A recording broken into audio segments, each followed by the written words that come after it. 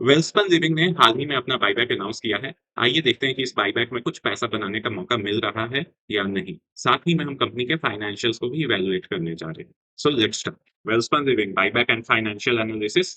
तो कंपनी ने बायबैक का रिकॉर्ड डेट 22 मई को रखा है, ज्यादा समय नहीं है। बायबैक प्राइस इज 175 रुपीज प्रति शेयर। बायबैक का साइज है 252 करोड़। कंपनी अपना 1.44 करोड़ शेयर्स वापस खरीदेगी by tender rule. 6.52% of free reserves of company is being used in buyback. Entitlement ratio मतलब मिनिमम कितना परसेंट शेयर्स आपके एक्सेप्ट होंगे गारंटीड। तो total shares outstanding is 96 crore, जिसमें प्रमोटर का होल्डिंग है 66%, अराउंड 64 करोड़ शेयर्स। यहाँ ध्यान देने का ये बात है कि प्रमोटर पार्टिसिपेट नहीं कर रहा है बाईबैक में, which is a big positive for other general share holders. Public float है 33%, मतलब लगभग 32 crore shares. Small share holders hold करते हैं लगभग 8 करोड़ शेयर्स। रिटेल का रिजर्वेशन होता है 15% ऑफ बाईबैक। तो लगभग 21.6 लाख शेयर्स कंपनी रिटेल से बाई करने जा रही है, और टोटल शेयर्स रिटेल के पास है 8 करोड़। तो इंटाइटलमेंट रेशियो हो जाता है 2.69%। आसान शब्द में कहें तो अगर आप 37 शेयर्स टेंडर करोगे तो आज का शेयर होल्डिंग डेटा पे गारंटीड 1 शेयर एक्सेप्ट होगा। Pre buyback share holding structure हमने ये डिस्कस कर रखा है। प्रमोटर के पास 66% है जो कि पार्टिसिपेट नहीं कर रहा है। तो general category allocation 85% of buyback रहता है जनरल कैटेगरी के लिए, और यहाँ पे 1 करोड़ 22 लाख 40,000 शेयर्स है। हम जनरल कैटेगरी पे इस बार क्यों खास ध्यान दे रहे हैं ये आपको आगे पता चलेगा। तो ये है जनरल कैटेगरी के शेयर होल्डर्स, लगभग 32 करोड़ शेयर्स इनके पास है।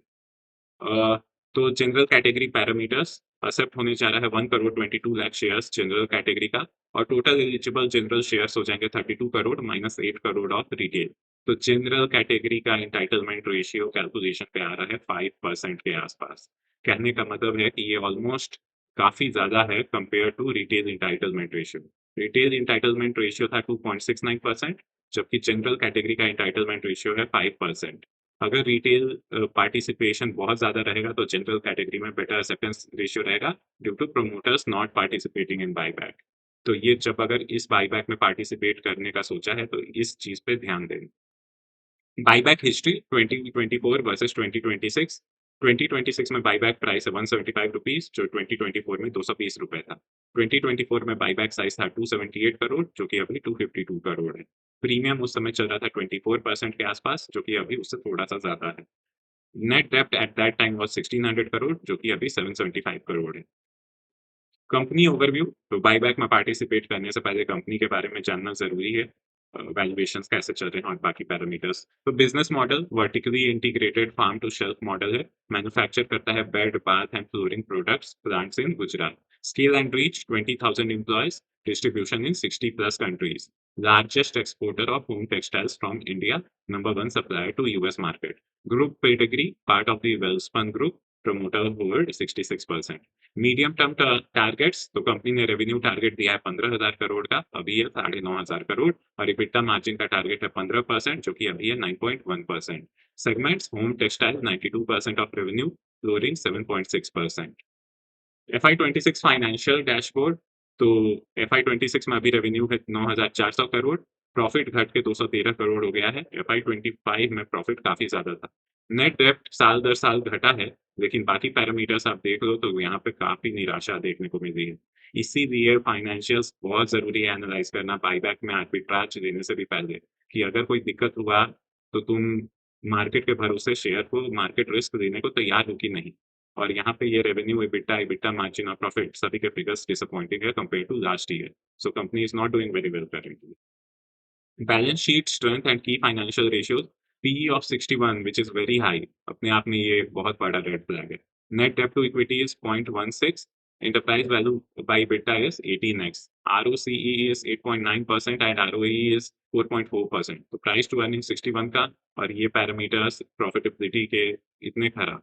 Price to book is 2.7, net डेब्ट is 775 crore and free cash flow is 956 crore. Based on the financials ये बायबैक सीधा रिजेक्ट है, एक लाइन में। Valuation analysis: is the stock cheap at price to earning of 61 and with ROE and ROCE so bad?